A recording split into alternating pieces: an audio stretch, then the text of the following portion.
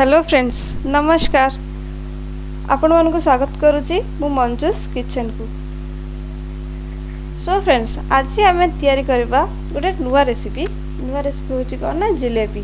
ठीक अच्छे जिलेबी केमती हम ना तापाई कौन कर दरकार सामग्री गोटे बाउल नेबे बड़ बाउलटे आउ गोटे कप मैदा आउ गोटे 2 चामच नेबे दही आउ टिके बेकिंग पाउडर आउ टिके फूड कलर एंड पानी आवश्यकता अनुसार आप धीरे धीरे ताको पकेबे। ठीक अच्छे तो चलते प्रथम आम तैयारी करबा जिलेबी पई बेटर। ओके तो लेट्स गो एंड आपण मन जदि मो चैनल को सब्सक्राइब करना थे then please like share and subscribe and comment below जदि नेक्स्ट को नुआ नुआ रेसिपी आपको दरकार। ओके तो लेट्स गो। सो फ्रेंड्स चलो तैयारी करबा जिलेबीर बेटर। तो प्रथमे कौन कली मु ना प्रथमे गोटे बाउल नेली बाउल रे कौन करी ना गोटे कप जो मैदा नहीं ताको पकेइली तापर आपण कौन करिवे जो दही 2 चामच पकेइबे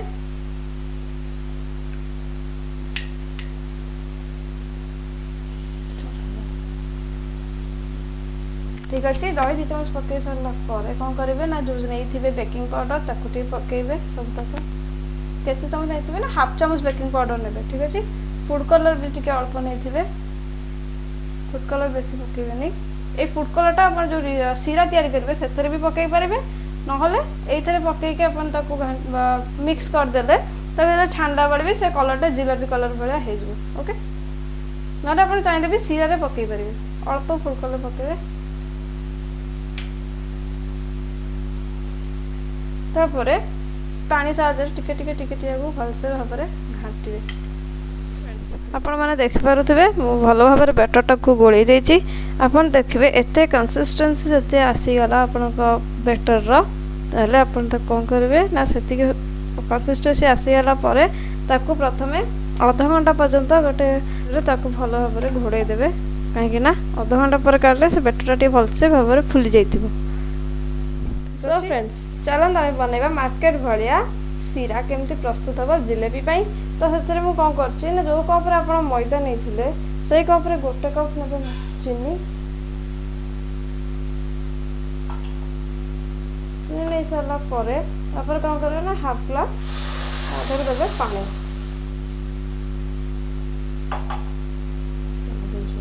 तापर गैस रो फ्लेम टाक मीडियम रखिए बेसी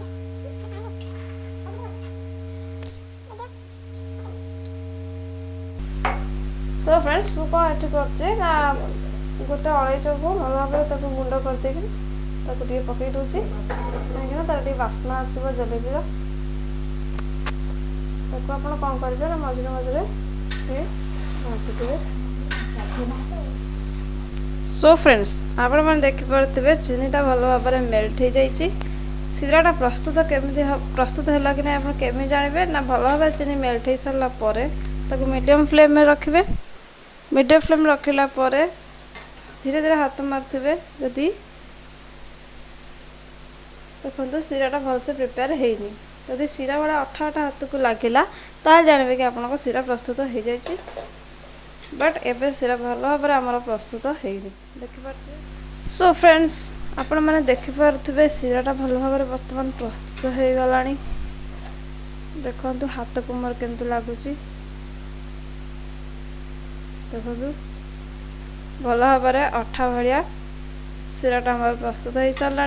बर्तमान कौन करेंगे ना गैस को बंद करदे तो किसी समय 2 ରୁ 3 मिनट तक ठंडा हाँपाई छाड़ीदे।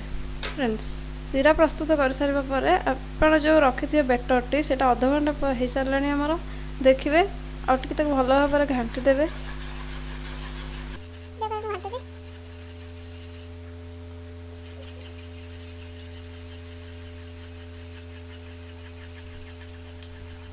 कंसिस्टेंसी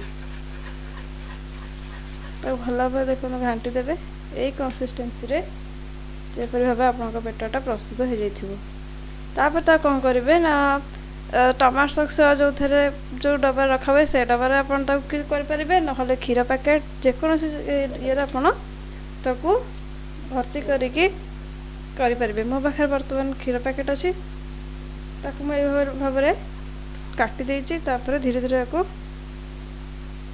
ये भर्ती करदे भल से। तो सांग मैंने चलतु प्रस्तुत करवा ए जिलापी।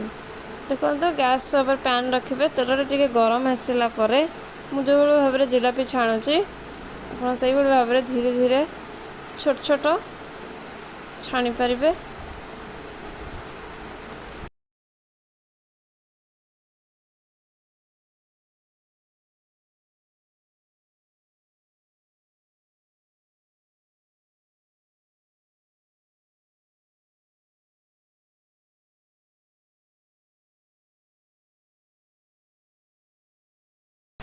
गैस फ्लेम टा को बर्तमान मीडियम रखिदे, जहाँफल कि जिलापी आमर भल से भितर सीझीज।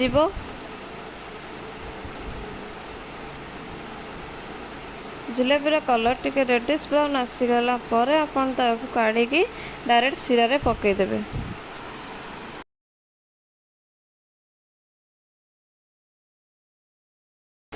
वर्तमान आप देखिपे जिलापीर कलर टिके रेडिश ब्राउन आसी जाइए। मु कौन कर प्रथम छाणिकी आम जो प्रस्तुत कर सीरा से आम पकईदबा। गोटे मिनट सीरा रे पकई भिजेक रखा ताकि से भल से सीरा रे भिजीज। देखो सीरा रे गोटे मिनट भिजेक रखी सारा पर गोटे गोटे कर आराम से काढ़ी प्लेट रे आपण सजाई रखिपारे।